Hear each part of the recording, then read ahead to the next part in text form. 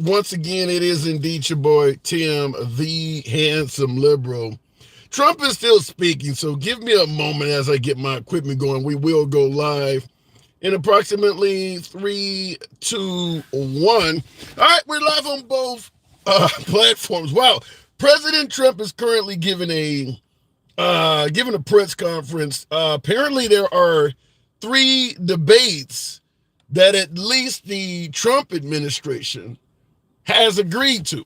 3 debates that the Trump administration agreed to. We're going to be asking, obviously, do you believe Kamala Harris, about to say Kamala, but Kamala Harris, do you believe she will show up and participate in those debates? Now, we got topics we already had planned for the show, but we certainly will cut. I was watching that speech.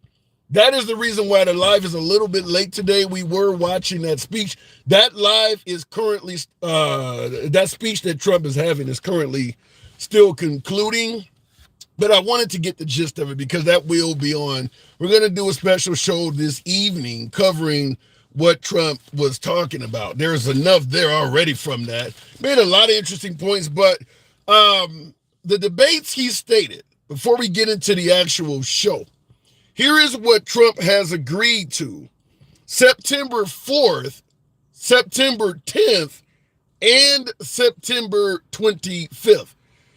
I believe, I got the networks, because he was talking fast. I didn't get them all. I was writing notes while the former president was speaking, but he agreed to do a debate on NBC, one on Fox, and there is another network in there. I don't know what the other network was. He stated the vice presidential debate would be on CBS. Now, obviously, the Harris Walz team has to agree with this stuff. But this is what Trump has already stated. What he's stating right now, he's holding a press conference. He stated right now that he's agreed to 3 debates. Now, in addition to whether Harris and Tim Walz will agree to the debates, we need to also know what the terms are. Remember the Biden debate, mics could be turned off, the microphones could be turned off, there was no audience. He didn't state if that is the requirements for this debate. Locations, cities, towns, all of that needs to be stated because, simply put, let's say he has a debate in Huntsville, Alabama, and an audience is required. Well, you know that audience is far more likely to favor Trump as opposed to one in Chicago. So all of these other parameters need to be discussed, but that is what we have right now. September 4th, 10th, 25th, NBC, Fox. I'm not aware where that third network is, what he stated, but he also suggested that the vice presidential debate would be on CBS. So he skipped ABC, sounds like. George Stephanopoulos and Trump have had their beef. So it sounds like Trump skipped the entire debate on ABC. Now, keep in mind, I believe their original debate, Biden and Trump had originally agreed to debate on September 10th on ABC. And when Trump backed out of that debate, suggesting that, the network is biased, or I had originally planned to debate Biden and you changed the plans, ABC announced they're going to continue to reserve that time slot. And if only Kamala Harris shows up, she'll get to speak during that time slot.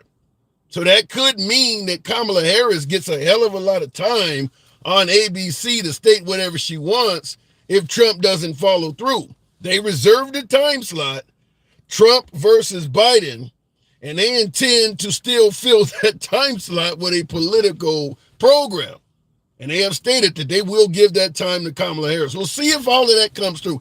Anyhow, we're going to get to the actual topic. Making it clear, we are going to have a show tonight. I want to discuss what Trump talked about today.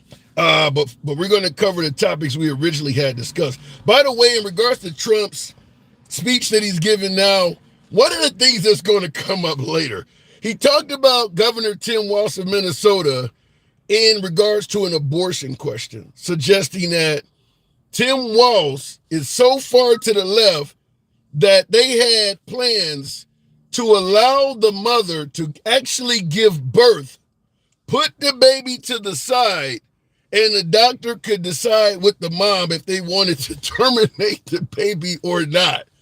A baby that's actually out of the womb, umbilical cord has been cut, put to the side, and now the doctor and the mom decides if they want to keep the baby or not. That is what Trump said a moment ago at the press conference. I'm just giving you what we're hearing. We'll certainly talk about it. And last but not least, Trump has not only stated that if he was president, Russia and the Russian-Ukrainian war would not have happened. He also said Hamas on October 7th last year would never have attacked Israel. His words, October 7th would never have happened. Don't know what he would have done to stop Hamas from going into Israel that Israel didn't do on their own, but we'll certainly talk about that too. So anyhow, getting on with the actual program of today. And if you want to discuss what I just told you about what just happened, what's still going on with the speech, we certainly can do that. Dencal, appreciate the coral, the underwater graphic. Thank you very much, Dencal, for starting the program off right. Question number one, we're going to be, topic number one, since we're suggesting that, we talked about October 7th and Hamas versus Israel. Well, that whole global conflict has expanded. We know that Israel took out two top leaders, one in Hamas, one in Hezbollah, in the same damn week, by the way, in the same week. We see you, MAGA Matt. Thank you for the super chat, MAGA Matt, saying MAGA indeed, make America great. We know that Israel took out two top leading members, one of Hezbollah, one of Hamas. And now Iran is, making it clear they intend to have a pretty merciless attack, and it could expand. So what I want to ask you folks right off the bat, considering the fact that there is a chance, we don't know who will win, but there's a chance that Kamala Harris could win in November. Is Kamala Harris ready for war? That is the question we're asking. Do you feel confident having Kamala Harris at the helm if an all-out war breaks out, or even regional? Because we will be involved, even if it's only regional and it is contained to the Middle East. America is 100% guaranteed to be a player in that war. Do you feel confident having Kamala Harris at the helm?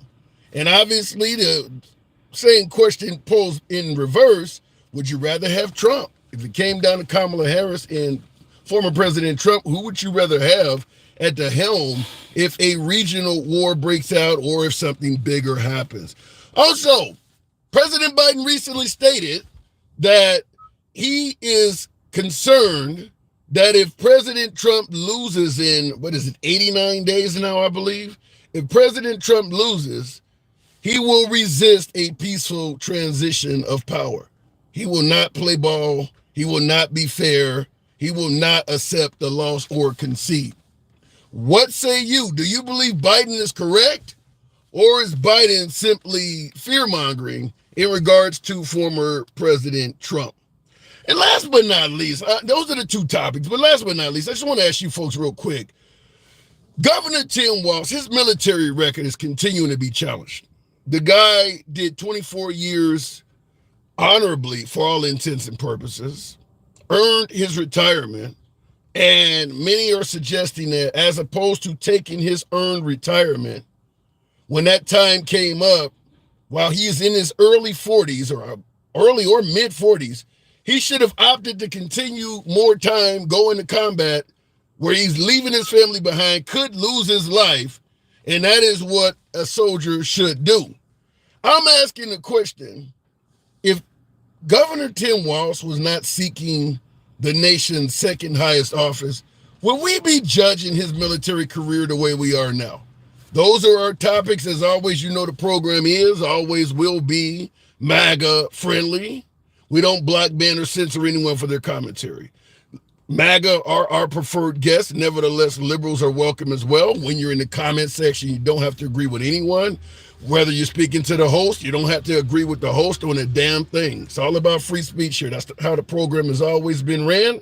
That's how it always will be run. So looking in the comments, I don't understand how you can be MAGA friendly and be of color. Starting out with a very good statement there. I think that says Janine or Jean, probably Jean, Jean, maybe I don't want to mispronounce your name, ma'am, but how can you be MAGA friendly and a person of color? Well, I don't think MAGA gets everything wrong.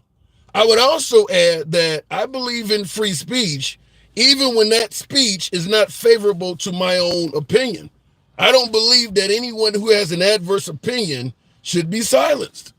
That makes me MAGA friendly. Hopefully that answers the question. Continue with the program, because Dems started slavery, sir. Okay, all right. Dems, party of the Confederate South, all of that, they started slavery. I 100% agree with you. But who is readily defending the Confederate South and waving a flag around today? Why would the Republicans who fought against the Confederates, ended slavery, suddenly walk around viewing the Confederate South as heroes? I'll leave that up to you to explain. Continuing on with the comments. By the way, I'll go straight to the box. Bloviated enough already. Moving on with the program, we'll start out with the one and only Denkow. Good afternoon, Denkow. Welcome to the program. As you see, we have a smorgasbord of topics here, certainly with Trump in an ongoing speech. Do you feel confident if we actually had a regional war, Kamala Harris would be the proper, would be a good commander-in-chief? Well, look, as a former military member myself, that question should not be necessarily directed at her per se. If we get into a conflict that is boots on the ground, the generals and admirals will be handling that. She may have some say in some strategy, but she's going to be listening to the people that are experienced in that, in that trade. Yeah, but wouldn't she also be responsible for appointing some of those folks? Yes, okay. I believe so. But the people that she has to select are going to be the top of the pile. Like, she's not going to be just picking random people because she knows them. There's a select group of people that are even in the realm of being picked for these jobs. But she could make a mistake and pick the wrong one. Everybody at the top of the pile. We got some civilized people at the top of the pile, and we got warmongers at the top of the pile. You can still pick the wrong person. Right. Anybody could, but that's going to be, that's going to be how their credentials are presented to you and how you select them. It's not just that one person. Yes, we're going to ultimately blame them for winning or losing. Right. But I'm just saying that from a military perspective, I know that she's not going to be sitting in the war room saying, "Hey, let's counter this move, and we're going to come around.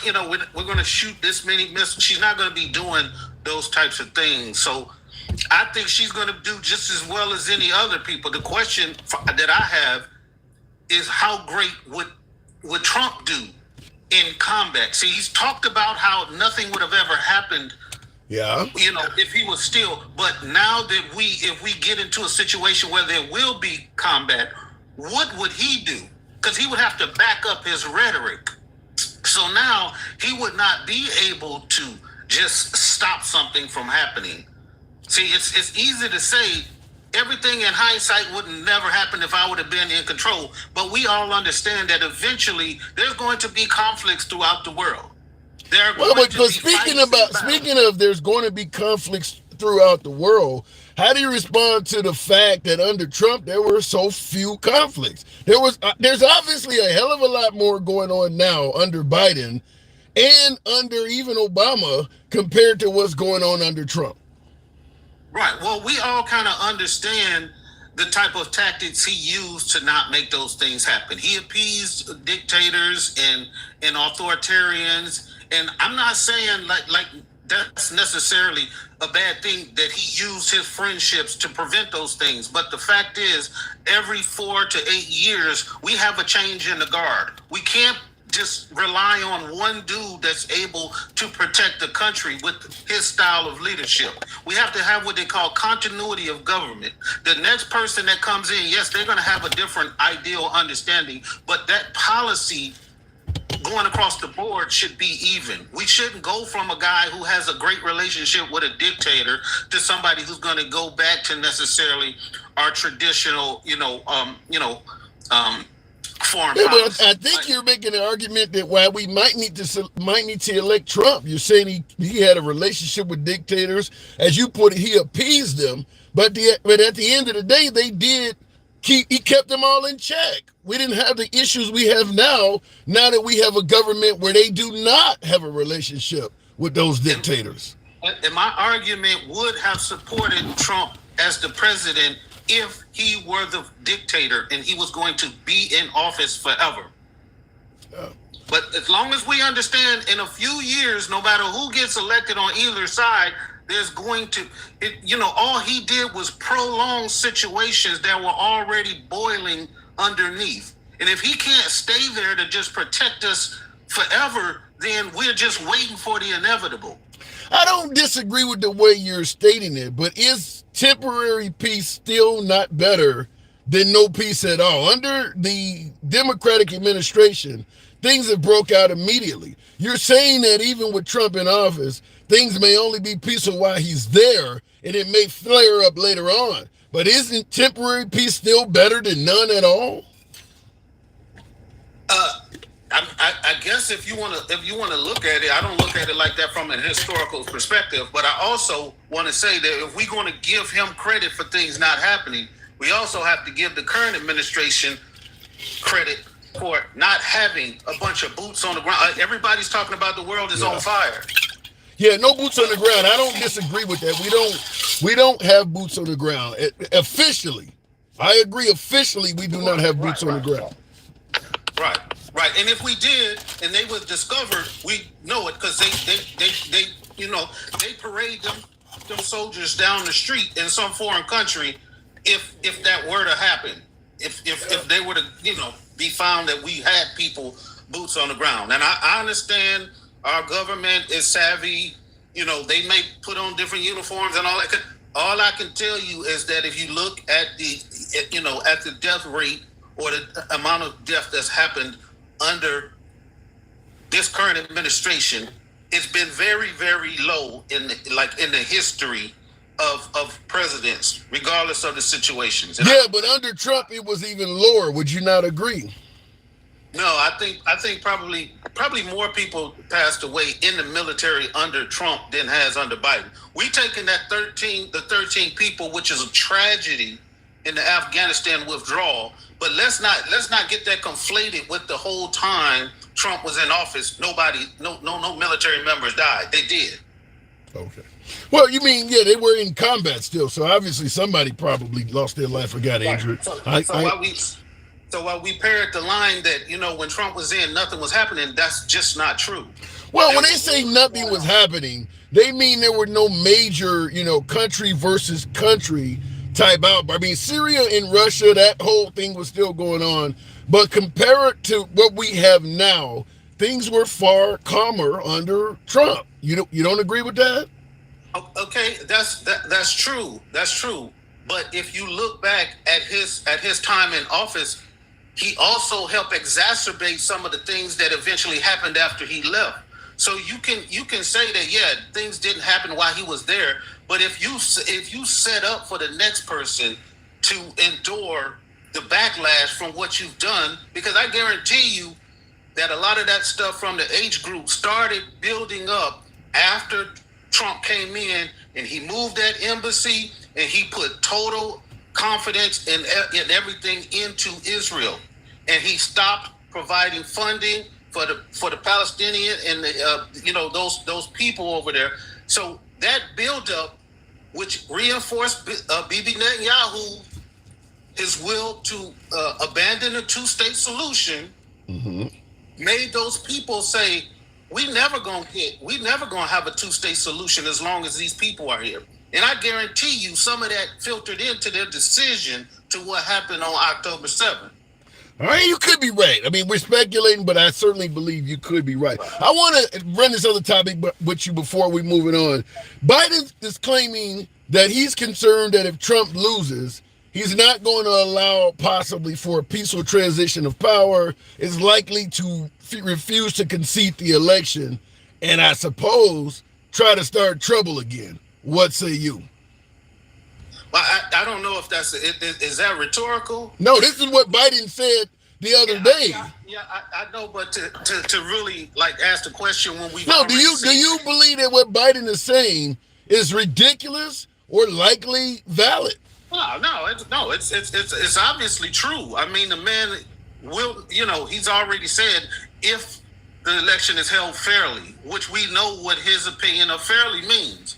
So if we look at the new laws, the new rules that were just put in place in Georgia, yesterday, about how these people are being put in place as we speak to be able to upend a free and fair election just by what they believe. So saying like, is he going to concede? That's a foregone conclusion. We know he's not going to concede. He didn't the last time. He didn't up until this day. So why would he do it if he loses again? That's to me, that's a foregone question. So if you believe the Republicans, because they're saying the Democrats did it, but if you believe the Republicans are trying to somehow, some way cheat in the election, do you feel like Kamala has a chance to win? Yes, she definitely has a chance to win. I mean, there have always been people who have been predisposed to cheating. And a lot of that was exposed when, at the end of, in 2020, beginning of 2021, and January 6th.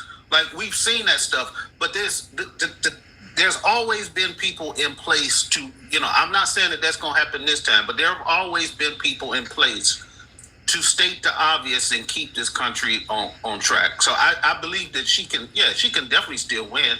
And if she gets her numbers high enough, they won't be able to do that kind of thing with some really solid proof. You almost sound like MAGA suggesting the election is too big to rig. I got to move it on, though, Den Cal. You know what we do.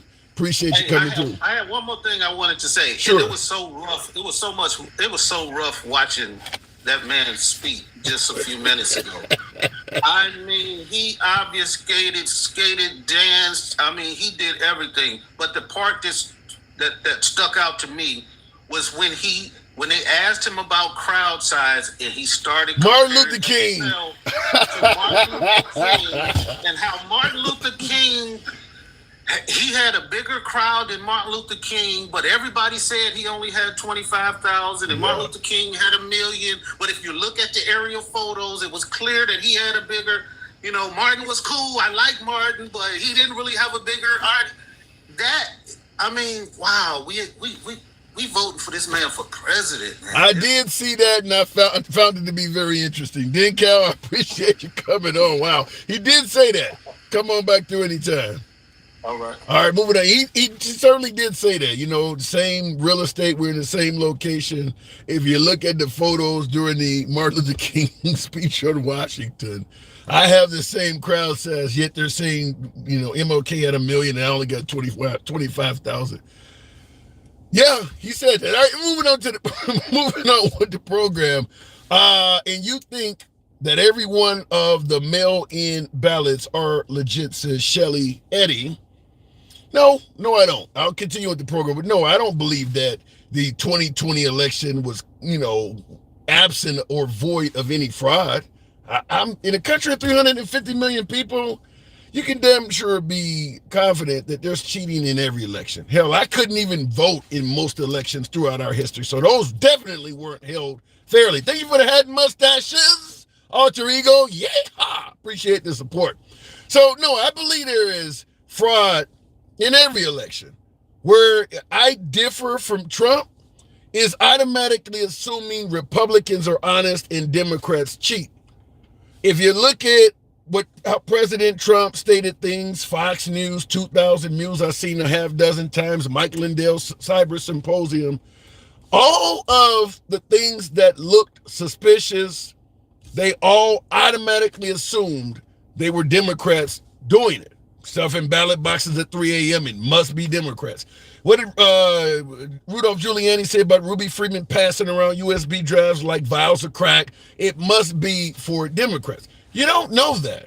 You're seeing something that looks suspicious, but that doesn't give you the right to automatically attribute it to one single party.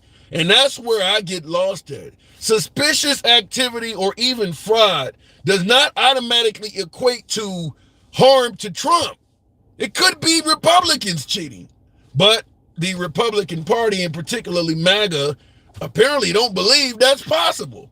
They're all honest. Only Democrats cheat, and that's where the problem is. Looking in the comments, Jay Roger, MAGA questioning Walz service is laughable. Questioning Walz service, but conveniently overlooking Trump's draft dodging makes no sense. There is some validity to that statement. If Trump indeed dodged the draft, claiming he had bone spurs, and we're now going to question a man who put in 24 years, that he didn't add more years on that and go to combat over the guy who didn't serve a single day? Yeah, that is a valid point. Let me go back to the box. Appreciate you. By the way, tap the screen. Over 700 of you in here. Get the likes up to about 800. Get the likes up to about 20,000. I'd appreciate that. It helps out the algorithm, brings in more MAGA. Continuing on with the program, Joshua, good afternoon. Welcome to the program. We're asking that question. Is Kamala Harris, do you think she's the one to have at the helm if war breaks out? Joshua, what say you? Well, I have an opinion about in general. So this is my opinion. The Democrats didn't even have a choice. They didn't have where you pick your primary or anything. They pretty much said, no matter what, you're voting for her. And I'm not hating on Democrats. What I'm saying is that's your constitutional right. Like, you guys should have been able to choose who you want to vote for. And they pretty much just stuck her and said, you're voting for her, or that's it. Okay, so let me ask you this question. I'll let you continue, but based on your observation, stating that the Democrats had a choice, a constitutional right that was not afforded to them, based on your observation, do the Democrats look unhappy with the choice that was forced upon them? Well, look at the last time they won, I'm asking you now, right now in we're not talking about last time, right now in 2024, what you're seeing right now, do they look unhappy with Kamala Harris, as you say, being forced upon them? I have a few Democrat friends, and I've talked to some people, and they feel that, they're still like hard lefts, but they feel that they should have had the right to choose their primary, and there was no debate, nothing. Like, it was just, you're voting for them and that's it. And I just think that's not fair. And for me, looking inside, it's like, like, I believe in voting. I would say kind of independent, right? So I believe on voting for what they stand for as individuals. Well, if the Democratic Party got cheated, why are there no major Democratic organization? You're talking about a few friends you have. There is groups from the NAACP to the SLC. Notice there is no major Democratic organization speaking out and saying we got cheated. You know why they did that though? And I'll tell you because they're in a crunch time. Yeah. Okay, and they don't have a lot of time to do that, so they figure it was easy just to have the vice president step up and be like, okay, this is going to be the one, because they didn't have time to campaign. It's too late in the game. Like, November's coming before you know it. So they pretty much said, like it or not, she's going to be in there, because, they would have to start from the beginning, and they would have to go through, and then it would have to be a whole process. So they pretty much said, screw all the voters. This is what's happening. You're voting for her, or you're not voting for her. Now, you mentioned... They didn't give the American people... What the American? They didn't give the American people their right. So you mentioned. Hold on, hang on. You're covering a lot. Hold on. You mentioned that it's crunch time and it's really close to the election and how difficult it would be to hold a primary. So I'm going to ask you this question. If they had done things the way you're saying it should have been done, who would benefit the most from that? The Democratic Party or the Republican Party? I feel like the American people didn't have a voice, though. That ain't what I'm asking you, though. Right, but let's just get back to the. No, you can ask the question, but first answer that one. I think it would benefit the American people. That ain't what I asked you. You're answering a question that's not being asked of you. Which party would benefit more if they did what you said, held a primary only 3 months before the election, let all the Democrats fight for each other to see who's going to get the ticket, meaning that whoever wins is bruised by all the other Democrats? Who would benefit from that more between the parties? I mean, probably the Republican Party. Right. And which party is saying that is what they should do between the Democrats and the Republicans? Well, I mean, the Democrats or the Republicans are the ones that are actually like speaking on it and talking about it. Right. The Democrats are quiet about it. Right, because it would benefit them. I guess. Go ahead, keep going. But I guess the point I'm making is if we allow this one time, and this could be Republican too. Imagine next election. Imagine they just you know what, we don't want this runner, we're just going to replace him. Okay. If I was voting Republican that registration, I would be offended. Because it's okay, well, you didn't give me a choice. You pretty much said you're voting for this person or not, regardless if I like what they're voting, what they stand for. And so I just feel like if we allow this one time, it could be any time, and just every election, they don't give the American people their voice and their choice of who they want to actually vote for and who they want in office. Because if you allow it once, then you can go anytime, and then they're like, well, you don't even have a choice on who you get put on your primary. Yeah. Basically, why even have a primary if they just select who they want? Okay, now I'm hearing you out. Are you aware that in 2020, when Trump ran for re-election, there were 4 other Republicans that wanted to primary him, and they never got a chance because the states automatically gave Trump the delegate votes? Are you aware that what you're complaining about happened in the last election? To the Republican Party, by the way. I wasn't really into politics at that time, but okay. I did vote. Okay. But now that I follow it the last 3 or 4 years, about 3 years, I feel like we should have, Republican or Democrat, we should have the right to put who we want on a primary. Okay. Well, I just want to make sure you know that, so when this argument comes up again, there were 4 Republican candidates. And if that happened, but it did happen. If that happened, I don't agree with it. All right. Well, I want to make sure that not only you know, but others who are tuning in, there were 4 fairly unknown Republican candidates that wanted to run against President Trump's re-election in 2020, and several Republican states gave them no shot of ever doing so. They just gave their delegate votes to Trump. So exactly what he is saying, and a lot of folks on the right say, that is being done with Kamala, it was done with President Trump. The only difference is if you only watch media on the right, they didn't give it any news coverage. So if you don't watch CNN or MSNBC or left-wing media, you probably don't know about it. But it has happened before. Well, and respectfully, I don't agree with it on either side. And Okay. and like I said, me looking in, a Democrat or Republican, I think it should be fair, and I think the American people should have a voice regardless of party. All right, fair enough. I appreciate you coming through. I do got to move it on. Joshua. Thank you so much. I appreciate it. Good talk. Moving the program on. By the way, tap the screen, get the likes. Somebody said, sorry, Joshua. Joshua was a good guest. Be kind to my guest. Some of the comments that pop up certainly bring about a chuckle. Ray S. YouTube, thank you for the super chat. We can make sure those weapons of war that I carry in war are only carried in war. That came from Walz, Tim Walz, Governor Tim Walz. He's suggesting Tim Walz said that, and that indeed he is referring to as a comment of stealing valor from actual combat vets. He concludes to say that is indeed disgusting.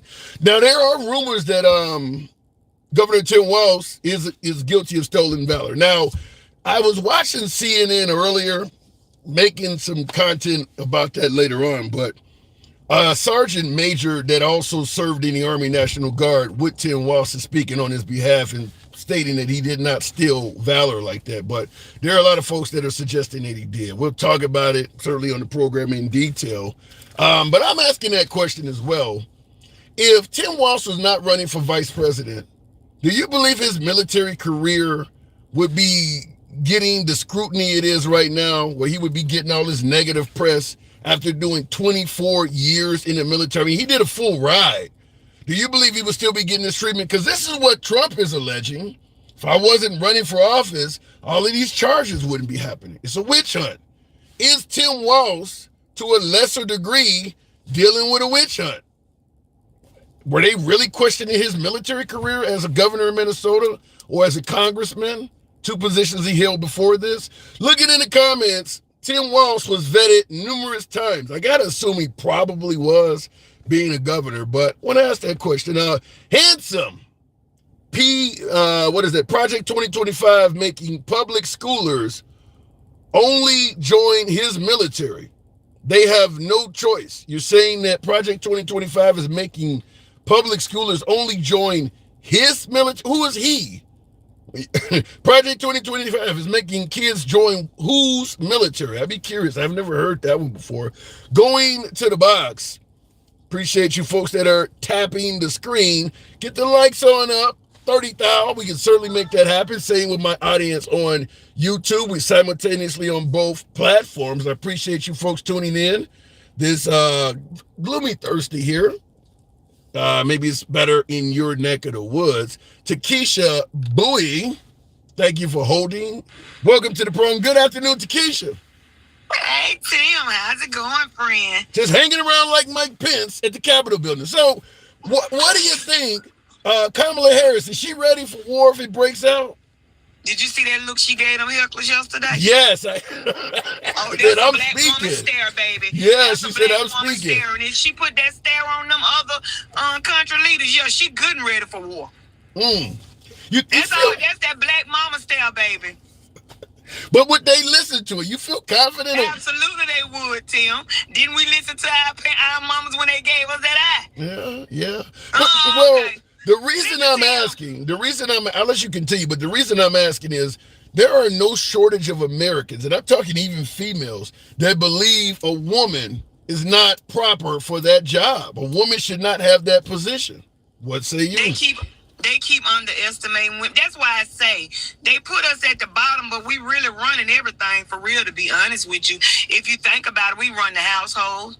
We pay the bills. We make sure the family's still straight while working at the same time. Come on, Tim. We problem solvers. We can make a meal out of $5. Come on, Tim. Well, I gotta get this one to you. It ain't about you, but it's certainly for you. In the comments, not my way near something that says, since Kamala is not black, how do you respond to folks who continually state that Kamala Harris is not a black woman? There's people who have never understood what biracial is. I guess they think she was just in her mama's stomach like Mary and birthed her like Jesus with no dad at all. So I guess she's Indian and, she never had her dad. Her mother never, was a virgin and never was touched by a man. So yeah, she's just Indian because she has nobody else that entered her mother to give her another part. You sound so sincere saying that bullshit. That's how I answer it out of stupid stuff like that. I mean, why does it keep coming up? Is it even relevant? Tim, these people have nothing else. Now they done sat up here and talked about Walz. He done served 25 years. I got a cousin in the military. He said, you just don't retire all willy-nilly. You have to do it months in advance so your team can get ready for your replacement. So how is this man retired on his troop, on his little section when he had been put it in months ahead? See, just like that shit show Donald Trump had today where he whined like hell and acted like a toddler who had his feelings hurt. You swear Joe Biden real man. When the hell you talk to Joe Biden, Trump? Yeah. I gotta push back for one way though. Push it. What, you salt and pepper now? Let me ask you this. Why the hell won't Kamala Harris be as bold as Trump? Yeah, Trump says some things people don't agree with, but to go out there and take questions like that for that length of time, why won't Kamala do that? You think going out there and telling every lie you can think of is bold, Tim? I think allowing the media to challenge you on national TV. Allowing the media to ask you questions that you're not honest about. That's not bold to me. You're just a natural born liar, and that's what you used to doing. Oh my, crowd size. I had 107,000 people in the battle. Stop the damn lies, Trump, okay? Well, everything he does is better than everybody that's ever done it. That don't move me, Tim. He's a coward. He's a liar. He's a disgrace to himself. He's a sexual predator. His wife can't trust him. His children are ridiculous. His whole family is downtrodden. Ridiculous, Tim. Damn, tell us how you really feel. So what happens? You know what? Let me give you my opinion. Wow, Will. God. What I want to say is this. Is it possible? Is it remotely possible that Kamala Harris knows if she gets in front of a crowd like Trump and lets them ask improvised questions, that they may ask her, why the hell did you keep lying about Biden's cognitive abilities when you knew damn well this guy wasn't capable? Is it possible she is dodging the media? What say you? Let me say this, Tim. My name not Kamala Harris, and I'm not going to lie for her, and I'm not going to make up a reason why she's not going before the press, because she haven't given a reason why she's not going before it. So I'm not going to assume why that lady has not gone before the press. That's her business. She has the right to go before him, or she has the right not to. I don't know why she hasn't gone. I wouldn't care if they asked her about Biden, if they said why you kept lying. That's that. She got an answer to that. You're telling me. You're making it sound like it doesn't matter, or she has her own reason. Takesha. What I'm saying, Tim, is if she lied, listen, I don't know nothing about that. I wasn't with Biden. She got an answer for that. I don't think she's running from the question. Well, she's running from the citizens. We want to know how she feels on certain issues. Certainly, with all of these issues. Listen. The lady is going to give a press conference. When? Tim. When? Ask her. We can't ask her because she's not taking questions. Listen to me, Tim. Let me say this. Are you making excuses? No, listen, I just told you that she's not perfect to me. I don't look at Kamala like they look at Trump. She got a lot of faults. I don't know why she's not taking questions from the media. That's for her to answer and not me. But why are you not holding her accountable for hiding in the basement? Look, it's 89 days, Takesha. We want to know what this woman plans to do if we give her. Let me explain something to you. When she have her rallies, she tell us her plan. Hold on. Are you serious? It's a teleprompter. That shit was written for her. Hold on. That's number one. Okay. Let me say this. Number two. If she avoiding the question about Biden, then get on her about that. That's what we're doing. I don't have a problem with that, but what I don't care nothing about? What? Why she kept that man personal illness a damn secret. I don't give two flying heifers about that. What I care about is moving fucking forward. It's time to stop looking behind us and move fucking forward. All right. Well, the reason it's coming up, Takesha, is because if she will hide the actual mental or health of the president from the public, what else is she willing to be dishonest about? That's pretty serious. What Trump willing to be dishonest about? What did him and Putin talk about in that closed door meeting? What is he hiding up under that toupee? Why he lying about his weight? What's his real color? Why he hiding that? Why he orange? Why he ain't putting out his real skin tone? Why is he hiding stuff? Y'all don't have a problem with that. What's his real color? All right. So we're going to say he's not white? They say Kamala's not black, he's not white? Yeah, come on. What all does he hide? All right. What's in that love letter Kim Jong-un wrote him? All right, I will say this, though, Takesha. Deflecting to Trump does not answer the question about Kamala, but I got to move it on. Go ahead. I told you I didn't give a rat's ass about Biden health. I want to move forward. Biden out of the race. Why are we still talking about Biden? Well, let's take your statement. You want to move forward. How do you know what you are moving forward with if she won't answer any questions? It ain't Trump. I told you I'll vote for a damn tomato before I vote for Donald Trump. You could take a tomato and put him on a straw and glue some hair to his head, and I'll vote for him if you put him in the race. I don't give a damn who runs against Trump.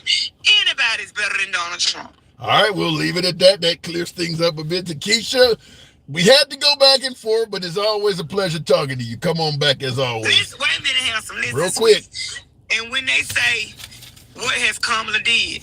Just say, hey, what did Pence do? I always do. Real quick. I always do that. Thank you. Appreciate you coming shut them on up. Yeah, there's no. Right, friend. Appreciate it. Rough day at the beach with Keisha. Tap the screen. This is how we do it, folks. It is uncensored programming.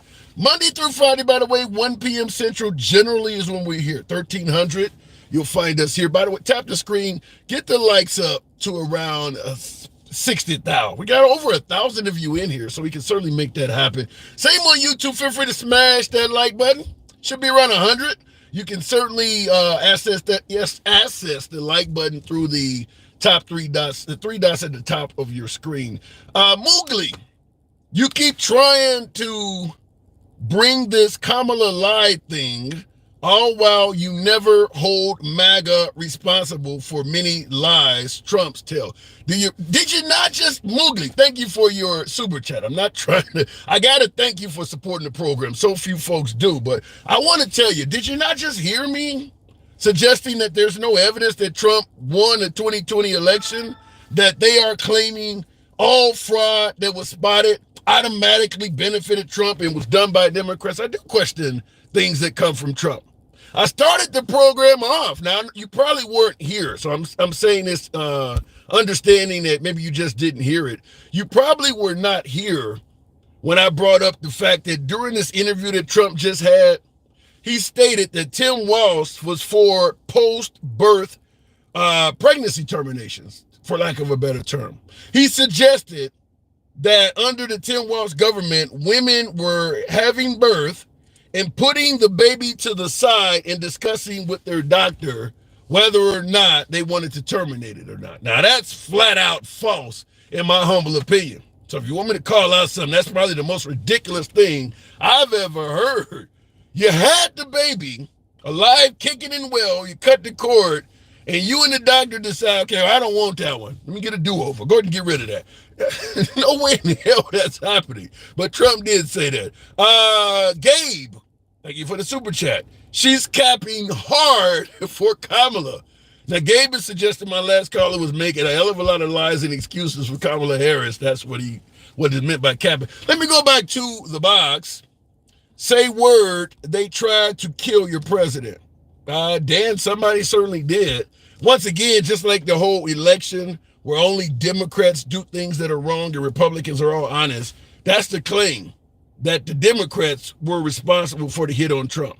The Democrats are responsible for all of the cases Trump is going through, because Democrats are just inherently dishonest and Republicans are honest. I don't have an answer for it. Let me go back to the box. You guys are tapping the screen. Get the likes up to 60,000. It brings in more MAGA. By the way, if you enjoy civilized dialogue from all sides of the aisle, without anybody being blocked, banned, or censored for their commentary, you are in the right place. Follow the program for my TikTok viewers, a subscription on YouTube, if you will. Continuing on with Miss Mo. Oh, I hit something else. Host, before I bring up the next guest, host, what did I say there? Host, why are you okay with an unelected presidential candidate? Serious question. Because the alternative is probably a loss. I will tell you this. Hang on a second, Vivian, I think it says. The alternative, if things are done the way the Republicans are saying, get rid of Kamala, let the Democrats vote on it, it benefits the Republican Party. So the alternative is probably an election loss. That's why the Democrats are okay with it. You're giving them an opinion or advice on what they should do that's going to favor you and be a detriment to them. Everybody that is saying the Democrats should vote are on the other side of the aisle. They're not going to vote for any Democrat, no matter who it is. Vivian, good afternoon. All right, so let me make a quick disclaimer. Hold on. I'm assuming that's not, okay, based on your tone, I'm assuming I'm not speaking of Vivian. No, it's my moniker. Okay, keep going. Anyways, I'm actually a state delegate who can explain the entire voting process and why we actually did vote for Kamala. And I can tell you where the rules came into play and how the Democrats did actually vote for her. Let's have so if you got 3 minutes, it will shut down everyone's qualms on this. Real simple. In every party, Republican, Democrat, Independent, Green, whatever you want to be, they're allowed to create and implement their own rules on how people are to be voted on. In 2016, the DTC adopted and accepted new rules that you vote on the ticket, not the individual. Not an individual's name, the ticket. I literally could have Gumby up there and you could vote on it. And I'm not wrong, it gets even crazier. So keep that in mind. Independent until nomination at the federal level, parties can do whatever they want, however they want to nominate an individual. In Connecticut, where I am still a data collection specialist and a social media monitor, I watch your program all the time because we want to see how actually people feel about the politician and then adjust our message. So back to the program. Point is this. At the town level, the Democratic town committees, every state and every colony has one. And in my in state of Connecticut, we have 169 of them. What happens that we meet in February of 24 this year and said, we would like to nominate or elect, depending on the individual town rules, who does you want to go to the primary in Connecticut, which was this year, May 11th, 2024, at Foxwoods. I got all the pictures and video. Point is this. I requested that people nominate me for election. Now, keeping in mind, it was 50 people. Town level. And so I said, I want to go to nominate the president or whoever the nominee was to go to the federal and then get nominated federally. So Joshua said, the Democrats never voted. No, we did. We really did. We went there. And we showed up May 11th. There was 4,000 of us. We went over, we talked, we went over the ticket, blah, blah, blah. We had speeches. It was a great time. Make no mistake. It was like a party-like atmosphere. And so we went over all the people. And when the time came, who are you voting for? You were allowed to bring in competitors. I heard one person bring up one name out of the 4,000. The rest of us voted for the ticket. The ticket was Biden Harris. Now, the rules adopted in 2016 state, and this is 2016, not like last month, 8 years ago, said we can replace individuals on the ticket if they're unable to serve, unwilling to serve, or they resign. So we did not vote for Harris or Biden. We voted for the ticket. Okay, fair enough. Sure. I'm not disagreeing with you. Listen, at the end of the day, there is a reason why there is virtually no collective effort on the Democratic side to get rid of Kamala and go to a vote, and all of the complaining is coming from the Republican side when they're not going to vote for any Democrat, no matter who gets to the top of the ticket. It's being argued because the Republicans know what they are requesting would benefit the Republican Party and hurt the Democrats. Anything beyond that is babble. Anything beyond that is irrelevant. They are attempting to impose their own party's rule on another party. Period. End of argument. I got it. You guys and the Republicans voted in your rules back in 2018 to nominate the individual because they knew Trump would be coming up in 2020. And that has now backfired. But those rules do not apply to us. Literally, we had a constitutional scholar. I had this discussion after the primary was, and I asked for the details. So I'm not uneducated about this. We got trained in this. If the Democrats said, listen, if Harris and Walz theoretically came up, and they were, was back in March, and they were on the ticket. Could we have an arm wrestling match to decide who the winner was? And they said, absolutely, because we are allowed to make our own rules. So we could literally have a bake-off. Who makes the best blueberry pie? And the guy goes, as long as it's not strawberry. We'll leave it at that. I mean, we don't need to go any further down the road. But before you continue, go ahead. I'm sorry. Because we got Corey B on YouTube. We're on simultaneously on both platforms. Corey B in cap says, keep that cackling hoe in the race. Why do people have that opinion of her? Because they got nothing better to say that was more important. Yeah. I see some of the comments. All right, well, I got to move it on. At the end of the day, I don't doubt anything you say. 5 seconds. Real quick. 5 seconds.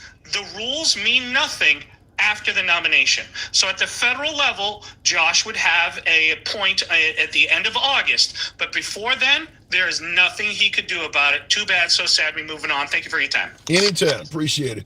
And by the way, like I said, if it was really that much of a counter to democracy, you would have some Democrats complaining. At the end of the day, I'll tell you this, even if it is against democracy, if the Democrats had a choice where you had to deal with a candidate put forth to represent you that you didn't vote for, that you had the right to vote for other people, but this candidate had a chance to beat Trump, knowing how the Democrats feel about Trump, they're not going to argue with the idea that they should have been allowed to vote anyway. I think most Democrats realize that if it went up and they did things like the Republican Party is suggesting, it would benefit the Republican Party.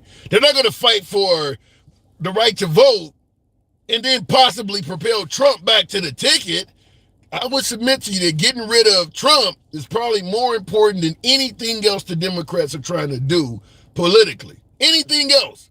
They're aiming to get rid of Trump. Everything else is taking not only a back seat, but way in the back. So bringing up that you should have voted, that's just, in my opinion, Republicans trying to create some division in the Republican Party. Possibly because they see how competitive Kamala Harris has become. Look at it in the comments, though. When people have nothing intelligent to say, people start calling names. I do agree with that, Sonia. I get names all day, every day, but I have thick skin. Fair enough. You guys tap in the screen, get the likes up to about 75,000. Shorter program because we did entertain the speech coming from Trump. It was interesting. We're going to have a show tonight strictly on the speech Trump had earlier. Miss Mobetta, good afternoon. Welcome to the program. Should be around 80,000. Y'all can make that happen. Over 1,000 of you in here. Miss Mobetta, good afternoon. And good afternoon, Tim. Good afternoon. Good to have you on. So Kamala, you think she's ready for you think she would be the proper president to have at the helm if a regional, God forbid, world war breaks out? Oh, it absolutely would. She absolutely, I believe she would be good and ready. First of all, she's not around here trying to create enemies within our own, which is what Trump has done. So what's going to happen is she's going to set herself, again, build herself a great team around her, good advisors, people that are experienced, and character, believe it or not, plays a big part in all of this stuff. What makes you say Trump? You said Trump is trying to create enemies. Elaborate. What makes you say Trump is trying to create enemies? Trump's created enemies right here at home. He might be rubbing elbows with our enemies abroad, but out right here at home and his peoples, he's done nothing but divided people here at home, even within his own party. Yeah. I've never, in all my days, on all my 51 years, I've never seen the Republican or any of the political parties fight like the Republicans are now. Yeah. You have people, even his vice president is not even backing him. You have people that has ran in his cabinet that are not backing him. People that are on the right side of the aisle are not backing him. And they're publicly speaking about this. This is not just my opinion. You can go look it up. But in regards to why it's happening, how do you respond to folks like Mustang 352 in the comments that says the media is what has done that to Trump? The media has done that to Trump. So this is the funny thing now. they're saying, oh, we're mad because Kamala don't want to face the media, but when it comes to Trump, the media is bad. So how do you really see the media? Do you want the media to appease you and dog everybody else out, or you want them to be fair? What is it that you want? Because what I've been hearing again, Kamala's running from the media. She won't give the media anything.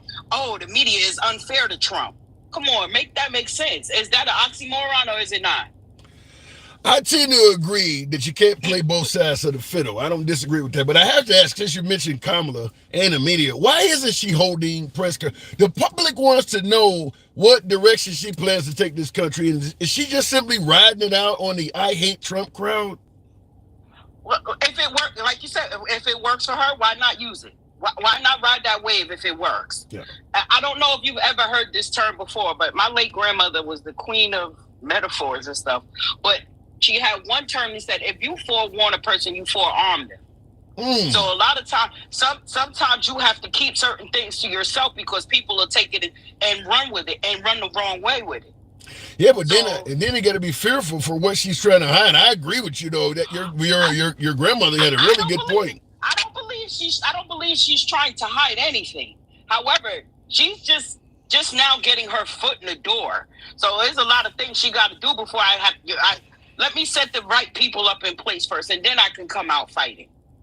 That's my personal belief. Well, so it's only 89, Mr. Mobetta, it's only 89 days left. I knew that was coming. I knew that next thing was coming. Absolutely, the next thing was coming. But now, all right, you have to watch everything. But the people that are actually asking the questions are the people on the opposite side. The people on the Democrats are not as upset as people are claiming them to be.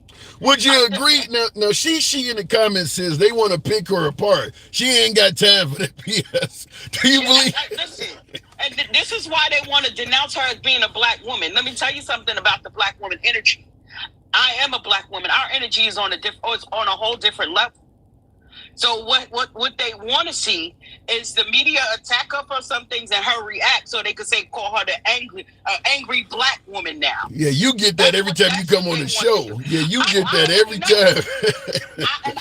I make time for stuff like that. I make time for them. You know what I mean? Because half of them are full of shit. You know what I'm saying? I'm waiting for your fat boy to come on here and talk his shit because that's all he. I'm waiting. Maybe I don't know who you're talking about. I don't know who you're talking about. His name, I do, and I'm not even gonna give him that credit. But go ahead. You know what I'm saying? But I believe she's ready with the short amount of time that she has. And as far as her lying about Biden, you got to tell the media what they want to hear. All right, that's what y'all want to hear. No, okay. I'm gonna tell you that I believe they had that in the works already, a lot longer than we see with her taking over from Biden. I believe that was already in the works. You believe the Democrats had it in the works too. You know, you raised an interesting point because I do some long form videos and I've been talking because I get polling. Everybody say I never get polled. I get polled a lot, and the Democratic Party, probably a couple weeks before they switched over, all of a sudden the poll started asking me, how would you feel if Kamala was put at the top of the ticket? It also it's certain questions you see them asking, and it does indicate they about to do something. Because I started doing videos on it. I'm like, the poll questions have changed from Biden to all of a sudden asking me a bunch of questions about Kamala that I don't normally get asked. So you could be right. You could be right. Exactly.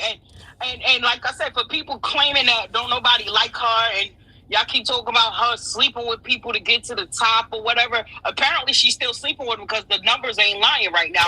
She's raising hella money, and her numbers are higher than Trump's in the polls. So she must be still sleeping with, I don't know higher, but they're neck and neck. It's interesting you would say about her sleeping because Trump, during his speech that he just had, stated that he was on a helicopter with Willie Brown, and Willie Brown told him a whole bunch of bad things about Kamala. So, oh my God, you know what? His party need to tell him to really shut all the way up. Shut the fuck up. You sound stupid. They did. Apparently they did after he had the Georgia rally where he criticized the Republican governor of Georgia. Apparently there are rumors that they did tell him you need to stop the personal attacks. But as you may guess, You woke up the sleeping bear. Gen X hook around and find out, said, say my name, Miss Mo Better, as you hand me my sandwich. No thanks. He knew. Tell them to go buy some of that boar's head meat that they've been recalling and eat that and get on. All right, Miss. So, but again, with Trump, he needs to stop lying. And as far as babies being aborted after birth, that's a whole ass lie. It's a lie. Yeah. And for anybody that buy into that shit, go ahead and see if y'all say that y'all don't like gay people. Say that, because you know that's big. That's big with the Republican Party and the Christian nationalists and stuff like that. Oh, these gay people. But let me tell you something. You don't have the trans and LGBTQ molesting your children. You don't have them shooting up schools. You didn't have them try to assassinate the former president just now. So come on, let's be real about this shit here. If people are raggedy, it doesn't matter what status they claim. They just raggedy. Wow, and that's on any side of the aisle. And before I move it on, you're suggesting that the Republicans don't like the LGBT community. In the comments on YouTube, Corey B in caps says God doesn't like them. But they have to answer that to God for that. We can't go to heaven or hell for anybody on this earth. I don't care what kind of speaking points or talking points or political party you represent. You can't go to heaven or hell for anybody. But God sees us all as one person. He loves the person. He hates the sin. So they have to answer for that personally. Well said. Miss Mo Better, nobody does it more better than you. Appreciate you coming through. Better makes it better. That's right. Let's go. I like it. All right, moving on. Okay. All right, looking in the comments though, both of my daughters married women. Difference is that they don't feel any special privilege for it. I don't know. What do you mean by special privilege? I mean, any recognition of the LGBT community at all is kind of referred to as special privilege. I've never heard a story, and as I say all the time on the program, I watch a lot of right-wing media, particularly Fox. I've never heard a story on right-wing media addressing the LGBT community that was positive or even neutral. Every story the right puts out that is talking about gays, trans, any other pronouns, it's all negative. I've not seen one story covered. They want to go in the wrong bathroom. They want to play for the wrong team. They're throwing drag queen shows. They're hurting kids. They're trying to shove this down children's throats. It is 100% negative. But the right will swear up and down. They have no problem with that community. So I'll leave it at that. Moving on with the program. Tap the screen. Get the likes up to about 90,000. Helps out the algorithm. Brings in more MAGA. I think that says the H. That's all I can read on that. But we'll bring you up. Oh, the HR Gator. Good evening or afternoon. Hey, handsome. How are you? I'm doing good. Good to have you back on. You think Kamala Harris is ready if even a regional war break out? Is she the right one for the job? Right now, absolutely. I think that she would be able to handle it, if not because of her own experience that she may or may not have leading that situation. She will surround herself and is currently surrounding herself with people smarter than her and people that have experience in those areas to guide her. Best and brightest. It's never one person's choice alone. It's never one person's decisions alone. People forget that. Like, the president sits in the Oval Office and he just makes his checklist for the day and checks off boxes like, okay, start war, 10, 2 o'clock I have lunch with so-and-so, 3 o'clock I'm going to marry. No, it's a whole group of people. It's a giant group of people. But what about the notion that she's not qualified to lead that group of people? In the comments on YouTube, Term says Trump 2024 says Kamala is the DEI queen. DEI is also being used in reference to didn't earn it. Do you believe that she actually earned the position she's in? First of all, I have over 20 years in human resources. So the DEI hire thing is the most disgusting thing. It's low, it's trashy, it's tacky. It does not apply. It's a far grab, and it's just another example of racism and people using something to attack someone that they just don't like it. She has been every single step on the way to be a president.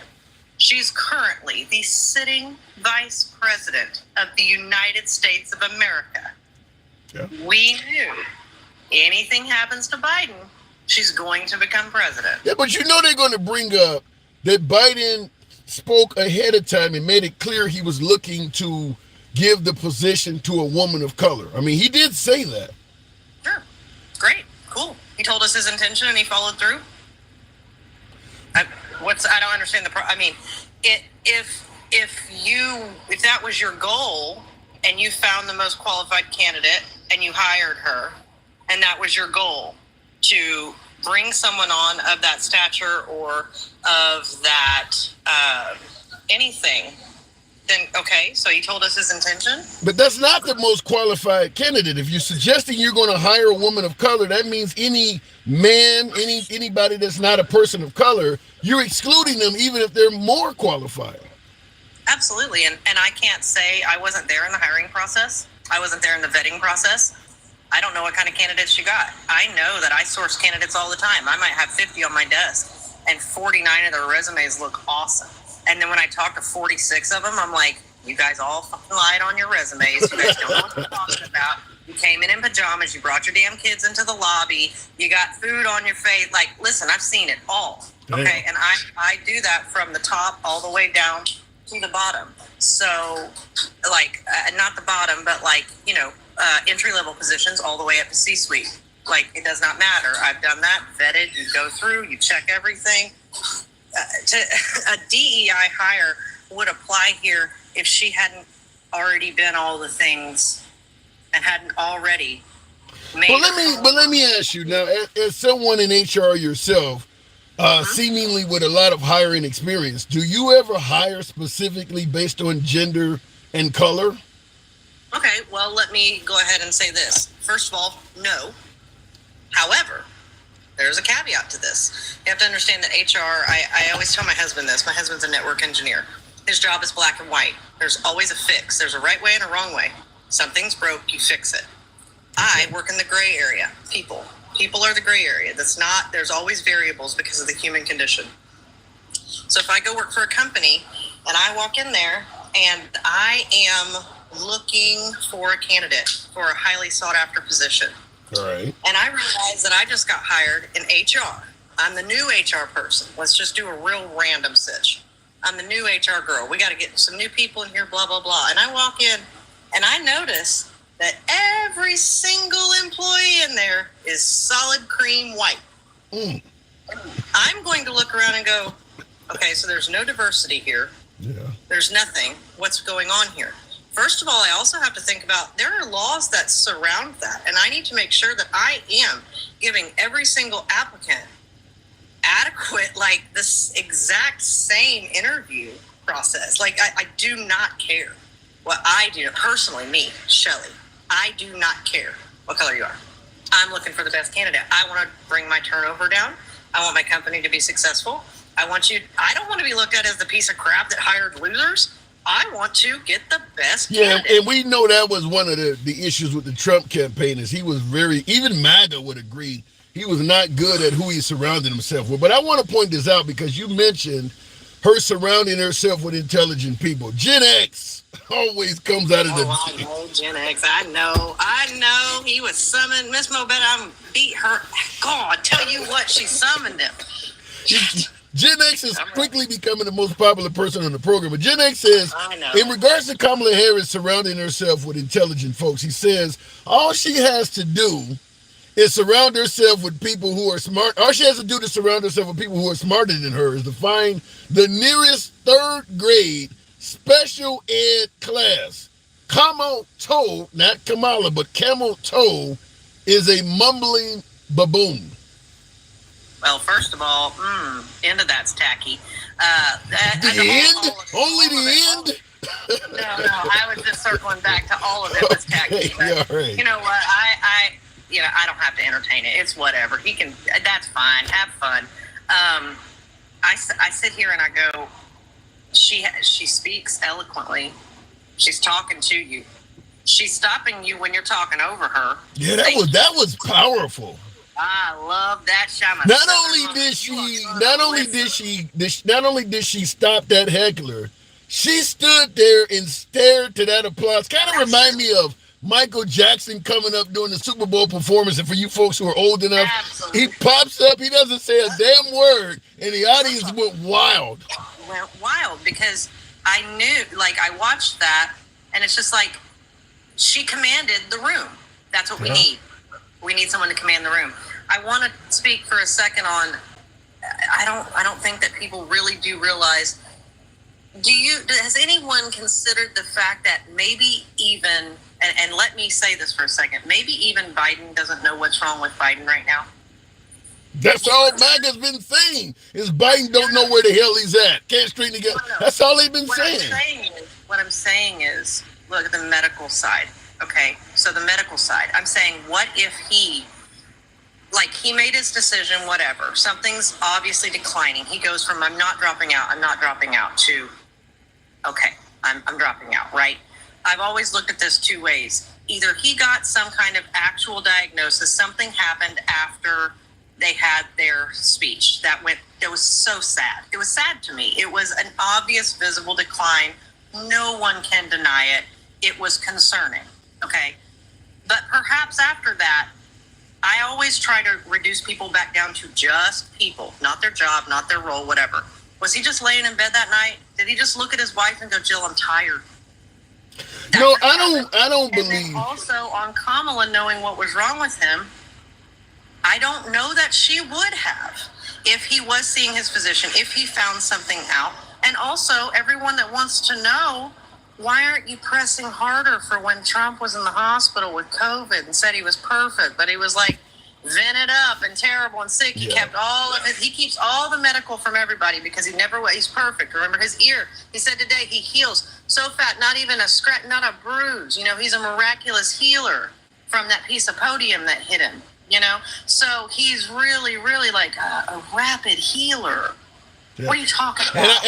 We're talking about the intelligence, and I see Frankie McCray says, but the one who wants to nuke hurricanes is smart. And that's hurricanes. He was pissed as hell at wind the other day. I'm like, ooh, you wouldn't do well in Oklahoma. But let me give you my spiel on what I believe happened with President Biden before I move on. I believe Biden got made an offer he couldn't refuse. Remember, he told George Stephanopoulos, "I'll step down if God Almighty comes." I believe Nancy Pelosi, who is probably one of the most powerful members of the Democratic Party, maybe along with Hakeem Jeffries and Obama, because none of them were endorsing Biden. I believe they started threatening him with, what do they call it, the 25th Amendment or something. I believe they made it clear to him, if you don't do something, we're at least considering doing something ourselves. Show them enough polls and let them know you're making a bad decision, Mr. President. Yeah, it wouldn't. And if that's the case, what a good group of friends to surround you, right? Yeah. Like, hey, bro, listen, I know you want it. We're done here. Like that, if that is the scenario, right? Yeah. Okay, we can't support you, man. You're killing it here. Everything's at stake. Yep. Humble yourself. If that was the case, if that's what happened, that makes him more admirable in my eyes. And he will go down in history if they win in that manner. Yeah. He will go down in history as making the right decision, being more admirable. But absolutely. It will be so admirable that he did it. If that's how that happened, and he listened to those around him and gave up. Everybody's just like, you're just going to being the president of the United States of America, you're going to say, nope, I could fight, but I'm letting someone else take it. You guys go, I'm old, I'm tired, something's wrong, I'm retiring. And it could be judged that way. I got to move it on, no shade. Absolutely. Appreciate it. All right, thank you. Moving on with the programming. I see D Nice. They call me D Nice, taking out your suck. It said, you don't know that, Tim. You are correct, D Nice. I don't know that, which is why I indicated I'm speculating. But if I had to guess, because, by the way, Nancy Pelosi was recently asked, has she talked to President Biden? And she gave a fairly riddle-like answer, suggesting that, no, I haven't talked to him. And I think they asked her, is your relationship with Biden still good? She was like, well, I hope so. Her answer was terrible. Talking about Nancy Pelosi. Her answer made it clear that there is something that is, your relationship with Biden is taking a turn for the worse, which is why I stated that I do believe Nancy Pelosi, along with perhaps Hakeem Jeffries and maybe even the Obamas, talked to Biden and led him in a direction that he otherwise was not trying to go down. Maybe forcibly told him, you need to take this more seriously, what we're telling you. Otherwise, we may have, you may have our hands tied. We may have to do something else. Now, D Nice is right. I don't know this, but that's my opinion. Looking in the comments, that the whole nuke the hurricanes thing is crazy. And I think Trump did ask that. I think Trump did state, could you stop a hurricane by using a atomic weapon? Can you imagine what would happen to the wildlife if you did that?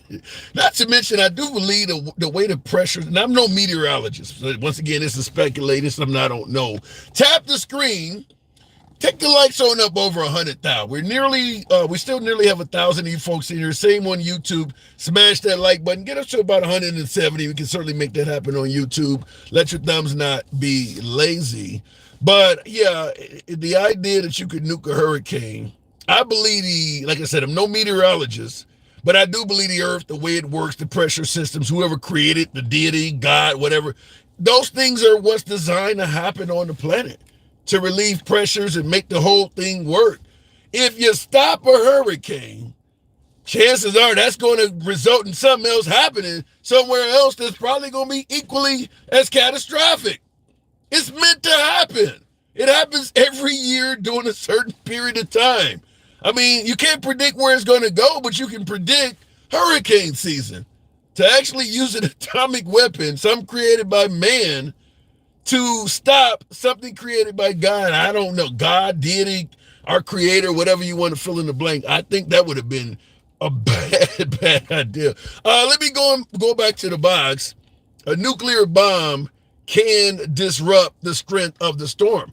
I'm not disputing that, Richard Chapman in the comments. I'm saying that hurricane, the strength it puts out probably equals the pressure on Earth somewhere else.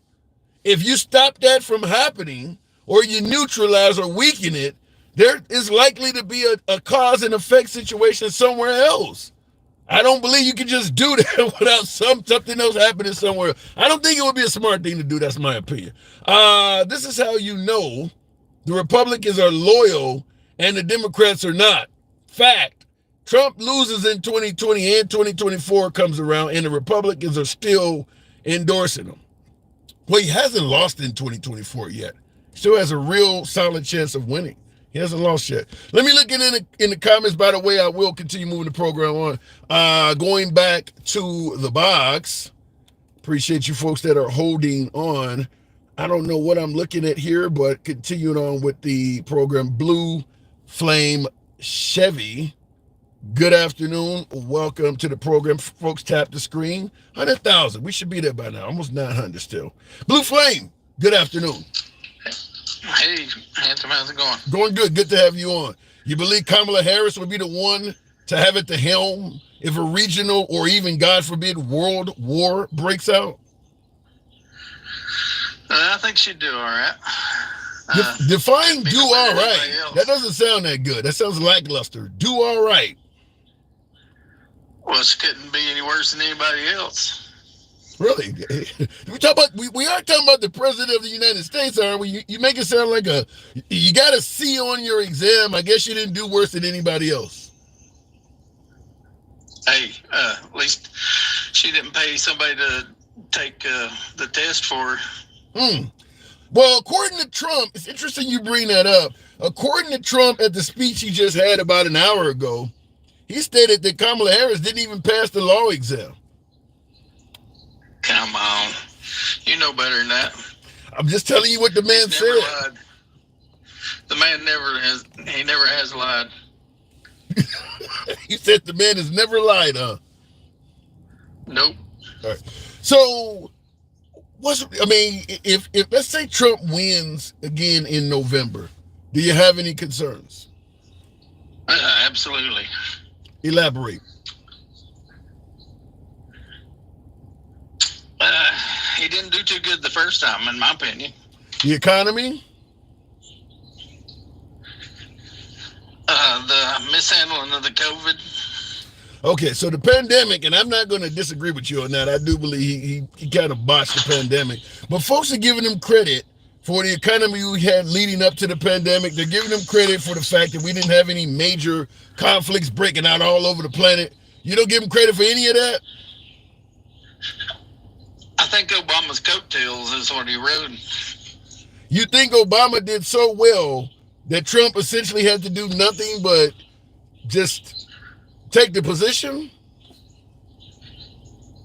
Pretty much. It was in pretty good shape when he took over, and it was on the same trajectory as it was until COVID hit. So let me ask you this. Do you believe Trump did anything good for America at all during his term? That doesn't sound good. No, I don't. I can't think of anything too good to be called the best president ever. Yeah. Well, I didn't say that. A lot of people say. Yeah, I didn't say that. Well, there's a lot that do. Yeah. But nothing good at all. I mean, how would you respond to folks who might suggest having no good opinion of him on anything at all might lead folks to believe you have Trump derangement syndrome? How would you? I mean, nothing good at all. He didn't do anything good for 4 straight years. He lost in 2020. You're not helping. Nothing good, huh? Not much. I've not got much for the man. Wow. So, I don't... the 33,000 lies, come on. You just can't lie so many times and still, you lose credibility. All right, understood. So do you find Kamala Harris, you believe she's an honest woman? I hope so. I think she is. What about Biden? I think he done some good things. A lot of his policies was good. The CHIPS Act, the PAC Act, the infrastructure that was promised and never happened. 2 weeks. 2 weeks, we'll have everything in 2 weeks. Yeah. The best health care in the world in 2 weeks. It never happened. The wall, come on. Go get Mexico to pay for the wall. Just come on. Yeah, well, you know he didn't mean that Mexico was going to actually write them a check, right? I understood where he was trying to say, but they didn't. They did write one for Biden, from what they did make a contribution once Biden got in there. So, all right. So at the end of the day, do you think the Democrats made the right decision switching from Biden to Kamala? Yeah, he got too old. It was obvious, and now we've got some momentum, a little bit of fire. There's a lot of momentum in fire. I really like this Walz guy. He seems like he's a fireball. I'm hearing that Tim Walz is a case of stolen valor. What say you? Oh, come on. 24 years, man. I'm going to retire when it's my turn to retire. Are you? Yeah. I think anybody when it's their time to retire. Trump should retire. He should try and maybe go golfing or something.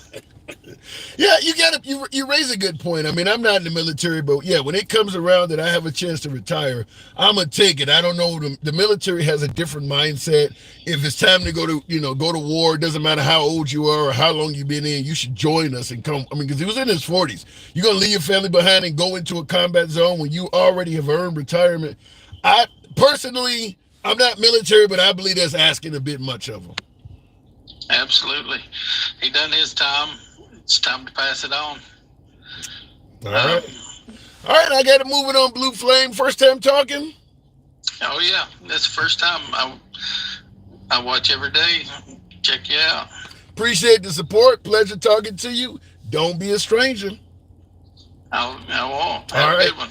Thank you. Moving the program on. Why did Trump let voters go to jail and not go after Democrats? I don't quite get that. Why did Trump let voters go to jail and not go after Democrats? I don't quite get that. We have to rewrite that. Looking in the comments, Bones, I see that. Wrong. My father was above retirement and went into a war zone. LJ Blooms. Well, if your father had earned retirement and went and decided to stay in the military to go fight a war, that's very admirable of him. Certainly appreciate his service for this country, but it shouldn't be forced. You shouldn't be forced to work after retirement if you've earned that point.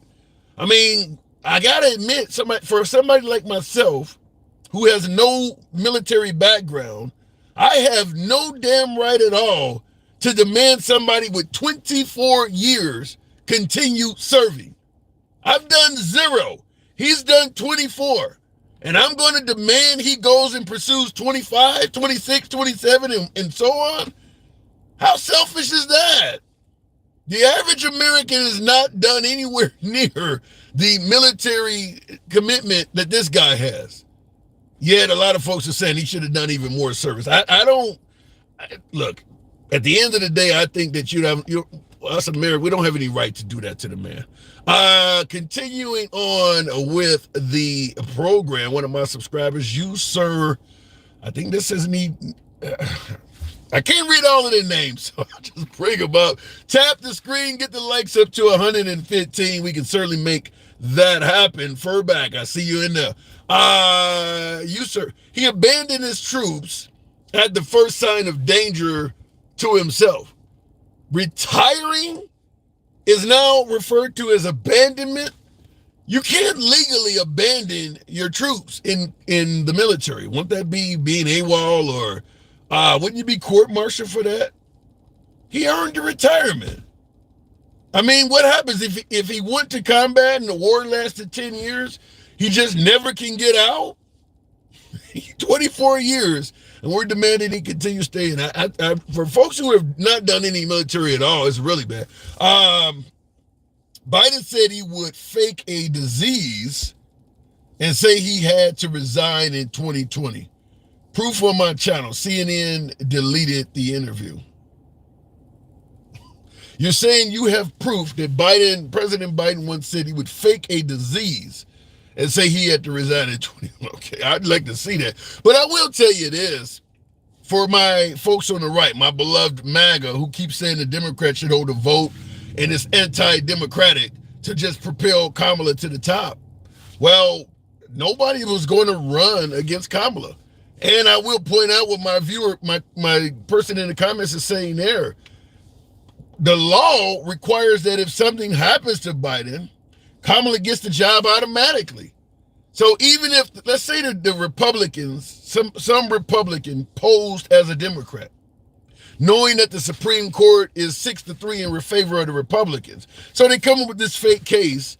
I'm a Democratic voter, and I'm being cheated out of the right. They're just putting Kamala up against me, putting Kamala up to represent me when I should have the right to vote. Let's say they find a fake Republican that poses as a Democrat and takes that case to the Supreme Court. Biden has already made it clear, and I'll just step down. The Democratic Party is in sync. They want Kamala. They don't have a problem with Kamala. So all of this, they should put it up for a vote and all of that bullshit. The Democratic Party is wholeheartedly behind Kamala. If they had a vote, she likely would win it anyway, but there's nobody running against her. It's not like Gavin Newsom or Gretchen Whitmer or any of the well-known Democrats are saying, you didn't give me a chance to run against. They all publicly announced they are all backing her. So what's the purpose of a vote when there's no contender? Going back to the box, RP, good afternoon. RP, welcome to the program. Having trouble with the box. Let me see if it works. RP, are you there? Yeah, Tim, how you doing? Good to have you back on. So what do you think? Kamala, is she ready on day one if a war breaks out? Yeah, I think she's prepared. I think she's ready, capable. I think as we alluded to before, and More so than you think she's more so ready than Trump? I would say more so. I would say just as ready, because as we stated before, there will be people surrounding her. This is not a unilateral decision, right? She will make a decision by herself. She would have people in her cabinet, in her administration, so you're going to guide her, and help make a good decision. So you're going with the best and brightest comment. She would surround herself with the best and brightest, and we'd be okay. Well, you would hope that the person in charge of the country, or I guess, put in a position to lead the country, would have the best and brightest around them, right, to protect the citizens, right? Right. So yeah, I would go with that argument again. That's not uncommon. This is what they have the cabinets and administrations for. It's for them to have the expertise of the military, expertise of all the things they're going to put in place to make sure that's best for the country, not just for the individual that's named at the top of the ticket. So yeah, I think she's capable. Do you feel she's more capable than Trump if a war broke out? Again, I won't say more capable. What I will say though is I would say more stable. That I would think that she would be willing to listen to the people who are giving her advice versus Donald Trump. I won't say he would listen, but it would be kind of scary if people have this position that we have to decide what to do with the power of the nuclear button in his hands, because he's a wild card and you don't know how he would react. Yeah, but how would you respond to folks who say that's what we need is a wild card? Our enemies can't predict his actions, making the world more calmer because they don't want to try him. Well, a smart leader, first and foremost, would try to avoid war. They wouldn't try to get into it. Yeah. But the second thing is, if somehow you were forced into it, you still need to rationalize all of the fallout from such a situation happening. So, again, I wouldn't say more capable. I would just say I would think Kamala would be more predictable. More predictable, but more so not irrational and making irrational decisions and listen to people around her versus making a decision for herself. Yeah, fair enough. Let me ask you this also. Biden stated, I believe it was yesterday or maybe the day before, that he's concerned that if Trump loses in November, he's not going to be behind a peaceful transition of power and will likely refuse to concede the election. You think there's any validity to that? 100%. 100%. I mean, listen to what he's saying to you already. He's been saying since 2020 that the election was stolen. And he hasn't stopped saying that, by the way. Yeah. And now he's saying basically that if there is a fair and if the election is free and fair, if it's held free and fair, free and fair, right? Free and fair election. Okay, that's what he's saying now. Yeah. But this is nothing more than just saying basically if I don't win, then it's just gonna be a problem. If I win, then it's free and fair. If I lose, we got a problem because then it's rigged. So he's been laying the foundation for that to happen since he's been running this time around. So it wouldn't be a surprise to me now. And furthermore, they've had time to see what they need to do in order to cause ruckus, right? So I mean, I wouldn't be surprised if it happened. I'm not saying it's going to happen. I'm saying I wouldn't be surprised though, because he's been laying that framework since he's been running. Well, in regards to causing ruckus or being anti-democratic, I want to read this comment to you. Cabin365 on YouTube says, why did Kamala call Biden racist in the Democratic primaries, then accept the role as vice president? And I already know the counter to that, but he also says, she accepted the role as his running mate. She was promised a second term, and that indeed undermines democracy, suggesting that Kamala started out calling Biden a racist, then all of a sudden mysteriously accepted the role as VP, suggesting that she was promised to be propelled to the role of president, and by doing so, that all undermines democracy. How do you digest that? Well, from the back of that statement about her being promised, I guess the term, that's kind of weird. I'm not sure how you guarantee someone something that's a free and fair election, but I'm not sure that's guaranteed. But listen, it happens again. In political warfare, you're going to have opponents that are going to find dirt, dig up dirt. They're going to mention it in public, and it's just part of the political game that they play. If it's right or wrong, that's for you to determine on your own and do some research. But as far as her calling him a racist, I mean, that's maybe how she felt at the time. I don't know. I can't speak on her, what she felt or what she knows, but I mean, that happens across the board, right? And you say you know the counter, so I'm not going to bring it up, but I mean, it's obvious that the other side did the same thing. So I mean,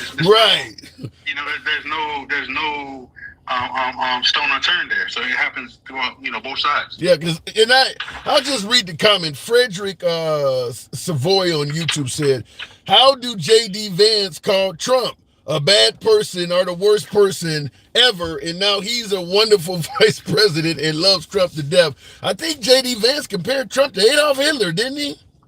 Right. So I mean, think about the contrast there. You got one person calling the president of the United States the worst thing that can happen to the country. Yeah. And he called him Adolf Hitler. So that don't say something about what you think about that person. You know what I mean? So for Kamala to say that Joe Biden's a racist, I can't get in her head and see what she was thinking or what she knows. But I mean, by the way, real quick, to interrupt. By the way, Kamala never called Biden a racist. She talked about some things that maybe she went through that was a product of racism when she was young, and that Biden's statements were insensitive to what she went through. She never called Biden a racist. She indicated that he was insensitive to past racism. Yeah. Well, here's what we know. That the opposing side will find dialogue, interviews, debates, and they'll pick and choose what they want to focus on, and then they'll spin it in a way in which to make that individual look bad. Yeah, that's how it's been. I mean, right now, currently, you got people attacking Tim Walz about his National Guard time, right? 24 years National Guard, right? First of all, that's a slap in the face to the people currently serving National Guard, number one. Number two, I think, if I'm not mistaken, those are the people that were begging to come save Trump during the Capitol insurrection, right? They were saying if they were there to protect them or keep them from going to the Capitol, it wouldn't have happened. So how can you on one hand say that we need these people, but on the second hand you say, well, 24 years is just not long enough for you to serve in National Guard? I don't have an answer for that. And on top of that, a lot of people who make these kind of comments are people who never served in any capacity. So that's another slap in the face. So now you're saying that veterans of any sort are not good enough for you. So it's just overreaching of the highest form, right? And we said this a couple of days ago about how with Tim Walz, they're going to have to manufacture something, because as far as the resume is concerned, it's impeccable. He is.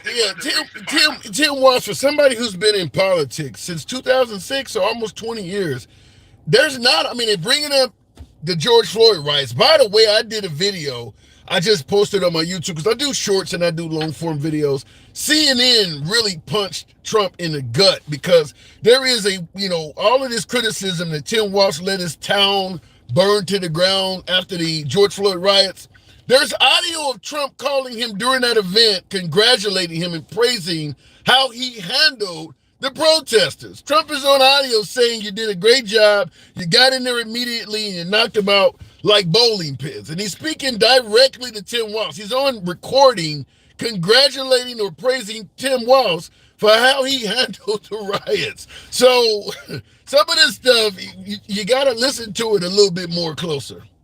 Yeah, I mean, think about it. I mean, this is kind of an underhanded, double-edged sword. So on one hand, he's saying that he did a good job, but in front of the public, he's saying, "Oh well, he did a horrible job." Didn't he just say today that he was saying to his crowd at rallies, when they were saying lock Hillary up, he was saying to calm them down, stop.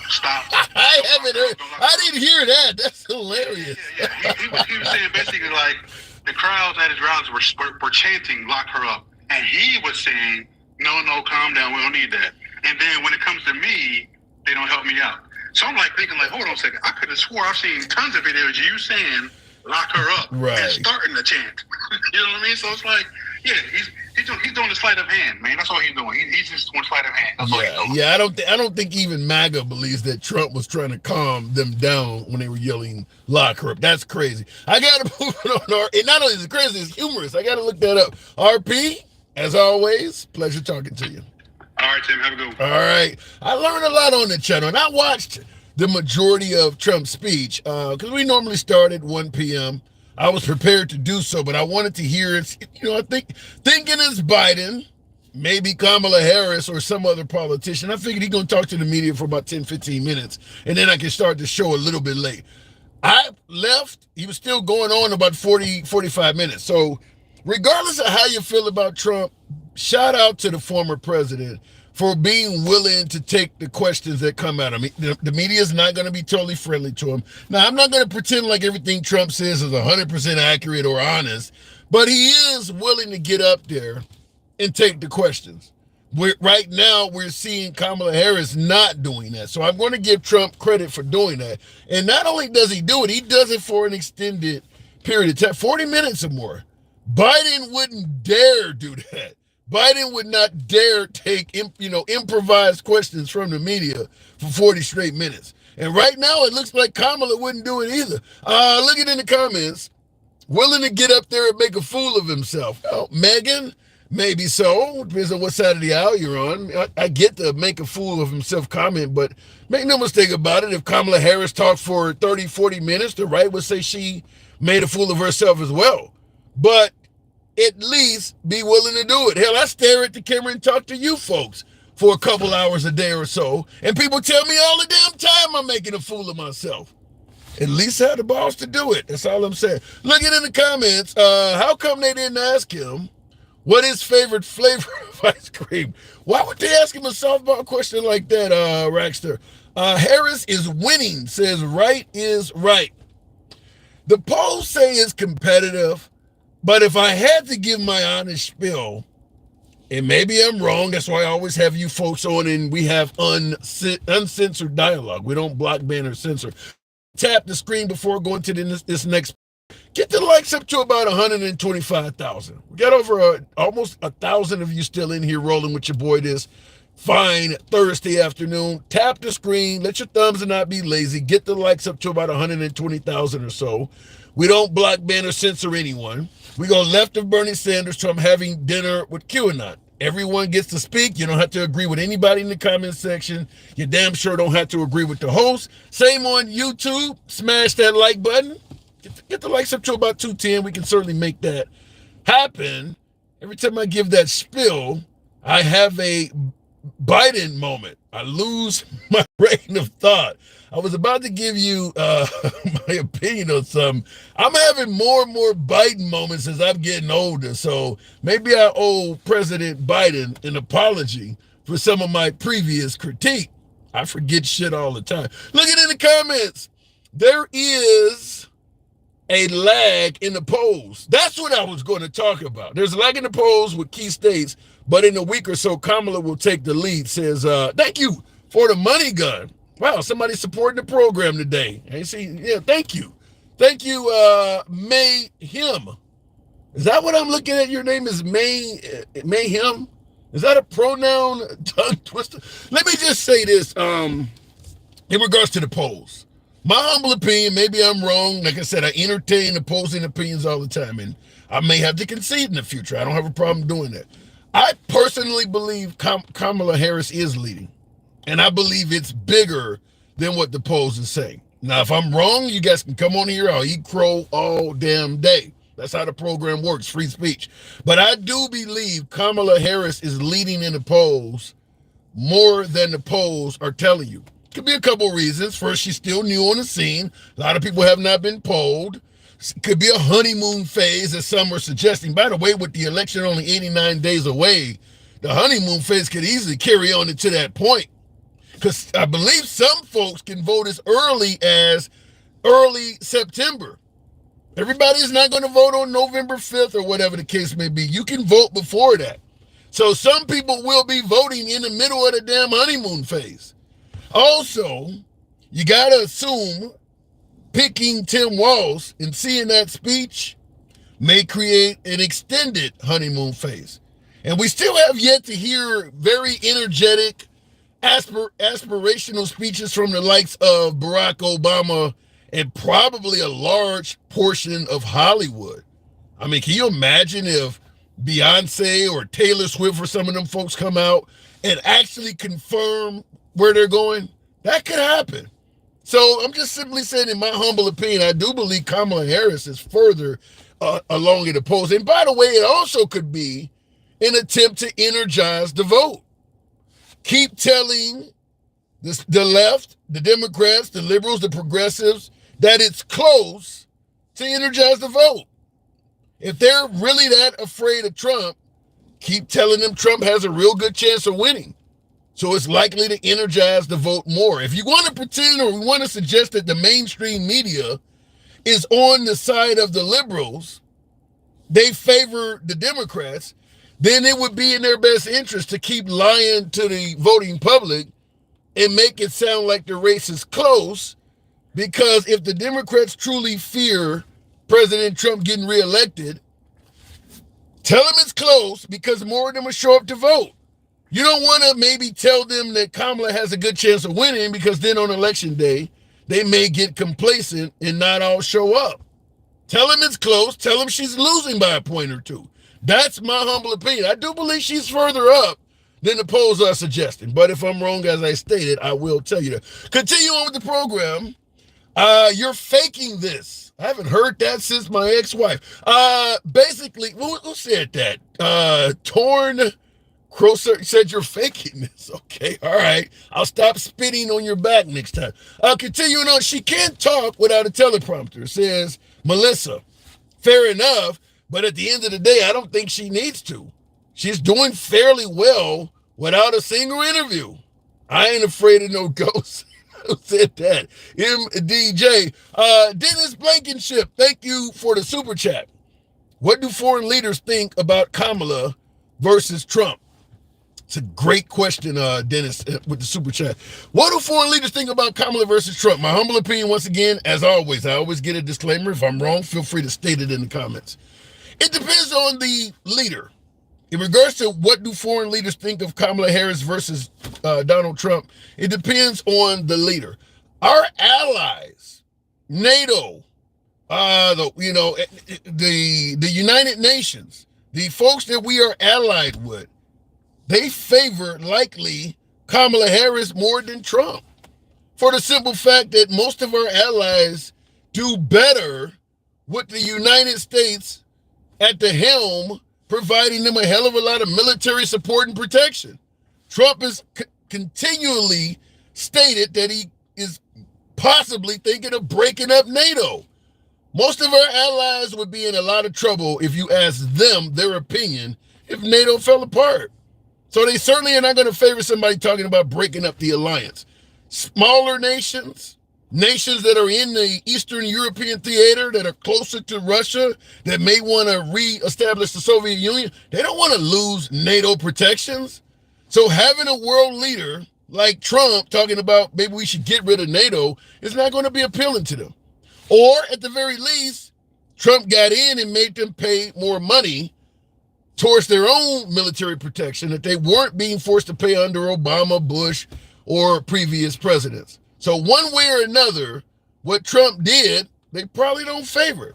So when you say Trump versus Kamala to world leaders, our allies favor Kamala, in my humble opinion. Now, Kim Jong-un, Vladimir Putin, the Prime Minister of Hungary, probably Trump. Probably Trump, because Trump reached out and gave an olive branch to Kim Jong-un, met with Vladimir Putin, and spoken favorably of Vladimir Putin as often as he can. Is talking about getting out of the Ukrainian theater, which would allow Russia to do whatever they want to the Ukraine. Why would Vladimir Putin want Kamala Harris? Continuation of the Biden administration, when you can get a guy who says he's going to leave the Ukraine out there for Russia. So those folks probably favor Trump. Hopefully that answers the question. Looking in the comments, Marin, Tim, have you figured out a call-in option for YouTube? No, I have not, and I really would like to do so. It has to be mobile, though. It has to be mobile. I'm actually working while I'm talking to you folks. Got a few more hours of work after the show ends, so it has to be mobile. I can't be sitting in front of a laptop with a whole bunch of stuff running to make it work, even though I do have a home studio, but it has to be a mobile method of making it work. And thank you for the super chat. Isaiah Rouge, don't know if I pronounced it correctly. Don't want to butcher your name. Thank you for your support. Ask the question, new to your channel, why do you have a MAGA hat? Now, for folks who are familiar with the program, we've been on about 3 years. You probably already know the answer to this. I'm for free speech. Now, politically, I tend to be a moderate, but I do lean a little bit left on some social issues. However, I strongly believe with a fair bit of confidence that Republicans, conservatives, and particularly MAGA, often are censored in the media. The minute they start talking, they're getting blocked, banned, and censored every damn where. I believe that. I know because I've been censored since I started talking to MAGA. So the purpose of the MAGA hat is to let folks know on this program, we always have been, always will be MAGA friendly. We do not censor MAGA here. You can speak. You don't have to agree with anybody on the program, even the damn host. We are MAGA friendly from day one. So that is why the MAGA hat always appears on the program. Going back to the box, we'll keep trying with don't know what happened a minute ago, but we will try again with one of the subscribers. Fuzzard, good afternoon, or welcome to the program. Go Uncle Ruckus, says Angelica Miller. I'm surprised, oddly enough, I generally get called Uncle Ruckus, Uncle Tom, or Silla a fair bit more often than a day. But Angelica, appreciate you continuing the cycle. Fuzzard, good afternoon. I'll say what those comments that you get are how often you get them are amazing. It blows my mind how often you get those comments. Yeah, a lot. The right calls me a libtard, a socialist. The left calls me Uncle Ruckus, Uncle Tom. Being in the middle sucks. Everybody thinks you're a piece of shit. I don't get it. I really don't. But anyways, Kamala, ready to take on the world if something breaks out? She's got the United States military behind her. You don't think anybody has a problem with a woman at the helm? No, 100% no. She has the military, the strongest military in the world behind her. But then, as everyone else stated, she has people around her. People are going to people are around her to advise her. I mean, you've got one of the greatest diplomats in Biden with her. You have Barack Obama with her too. Wait, hold on. You think Biden is still one of the best diplomats? And by the way, since R72, thank you for that subscription. Certainly appreciate your support. And by the way, also Isaiah Rouge says, I gotta hit you with another one, free speech. Shout out to you. You believe Biden at this time is still one of the best diplomats?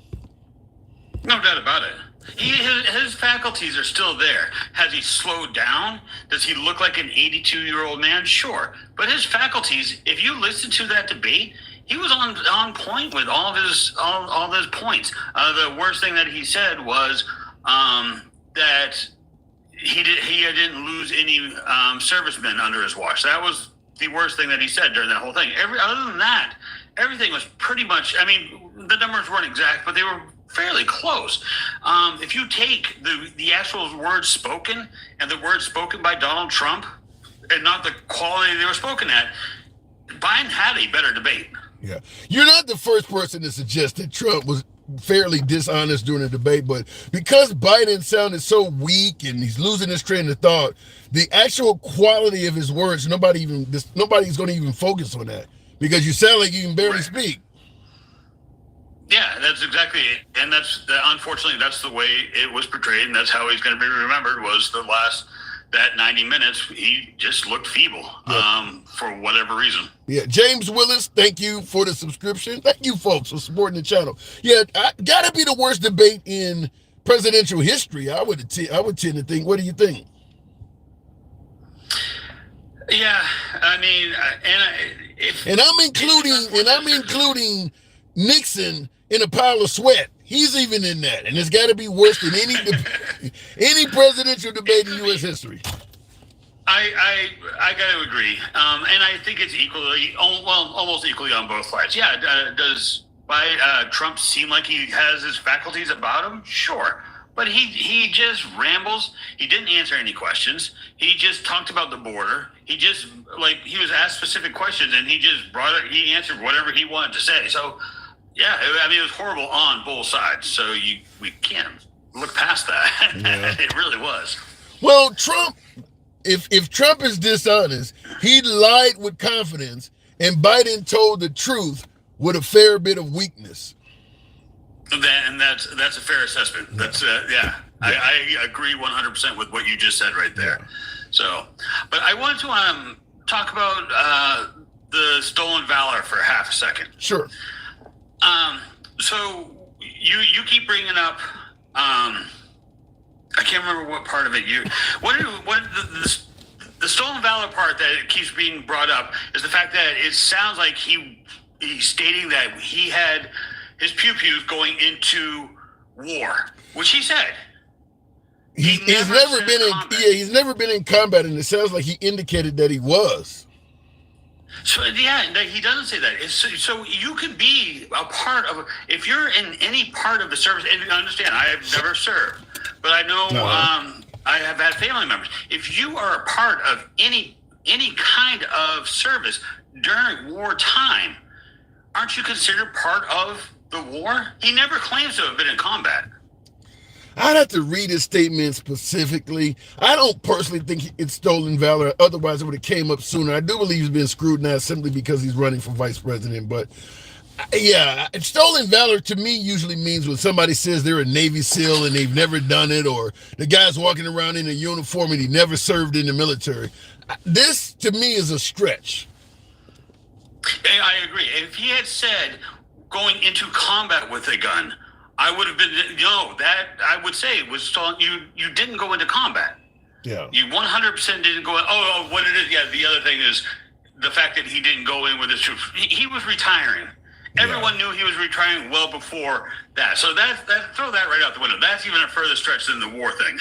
Yeah, not only that, but one of his, I'm doing a video on it probably later on tonight. One of the sergeant majors that served with him stated that, and he said, I'm not going to vote for him. I'm not defending him. He said, in fact, I may campaign against him. But he stated that he served with Tim Walz, and he said, when he retired, we had not even been advised that we may be sent to combat. He said that comes up, fairly quickly, and you don't know when it's coming. He had already planned on retiring, and that, the whole combat thing just came up. We didn't know we were going to get deployed. Right, and that's just it. He's supposed to be 10 days before retirement? He's supposed to say, okay, yeah, I'll take off. I mean, if he wanted to, sure, good for him, but it's not abandonment by any means. I don't understand that.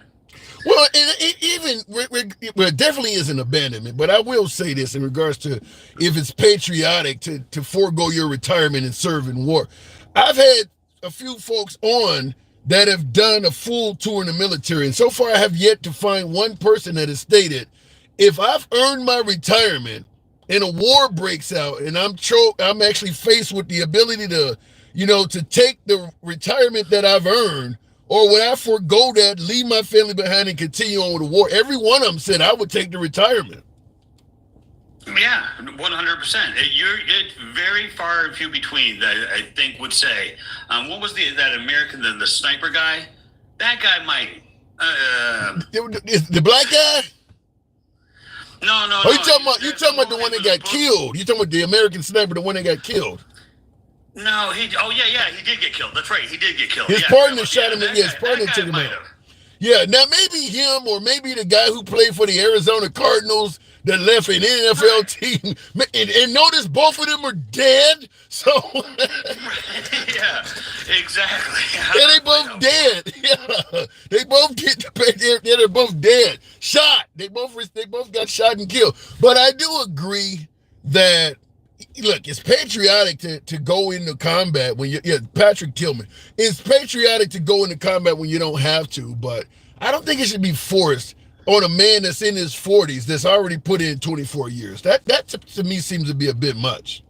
I agree. And they had the replacement form all installed, everything. I mean, don't tell me it was just a bagged out. They had every spot installed, and it was expected. So, I mean, it's just because they have nothing else on them. All they have on Kamala is she's not black, and he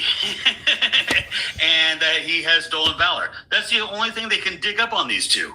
Yeah. I mean, that's where we're. Let me ask you this: what do you think about JD Vance running across the tarmac to try and get in on Kamala's news conference? I mean, that's good shit. I mean, JD Vance has taken a lot of negativity in the polls. I think because that's certainly in line with what MAGA and Trump would do. You know, make a name for yourself, challenge your other side. I mean, I don't think there's anything wrong with what he did, certainly in this environment. So I would assume that if a liberal did it, the liberals would be loving it as well. So I don't have any problem with that. I don't know what I think of it. I don't know. It just seems childish to me. Well, yeah, but we're in that environment. We're in the environment where they're name calling. Certainly on the MAGA side of the aisle, what he did is probably viewed as almost heroic. Yeah, probably. I see somebody said somebody in the comments said he rolled off the couch. I got to move it on, Fuzzer. All right, always good talking to you, Tim. Absolutely a pleasure. Thank you. Will the Thrill, thank you for the super chat on YouTube, says, as a small business owner, Trump 2024. And I say this all the time, folks, why the hell would you ever vote for Trump? I do believe if you're a business owner, it is probably more beneficial to you to vote for Trump than it is the other way around. Certainly if you're a big business owner, if you are a business owner and the economy is your primary concern, your bottom line, how much you earn is your biggest concern, I believe it's probably been more beneficial to you to vote for Trump. Because if you own a business, you don't have to ever worry about the Republican candidate trying to force you to pay a higher minimum wage or force you to provide health care or force you to give people time off work. You're not going to have any of that coming from the Republican side of the aisle. It's all going to come from the liberals. So if you own a business and your bottom line, the economy is your primary concern, yeah, I do believe it makes more sense for you to vote for Trump. Having said that, nevertheless, somebody says Trump for the rich only. Well, if you're rich and making money is your big, yeah, he's certainly for you. There are other things we can debate, but yeah, for that crowd, the wealthy crowd, where their income, making money and keeping money is their primary concern, Trump is a way better choice for that particular crowd. Because the Democrats are going to be for all of the stuff I mentioned. Raising minimum wage, providing all of these extra provisions for your employees and things like that. That's going to cost that business owner money. You should probably vote Republican because they're not going to do that to you. Anyhow, appreciate the 136,000 likes. You know how the program is ran. We're going to certainly have a second program today. We want to talk about that press conference that Trump had. A lot of stuff came out in that press conference real quick. Him suggesting that after giving birth, mothers and the doctors are putting the baby to the side and deciding with the mother and doctor whether they want to terminate the child that she just had. That's something that Trump said at that gathering.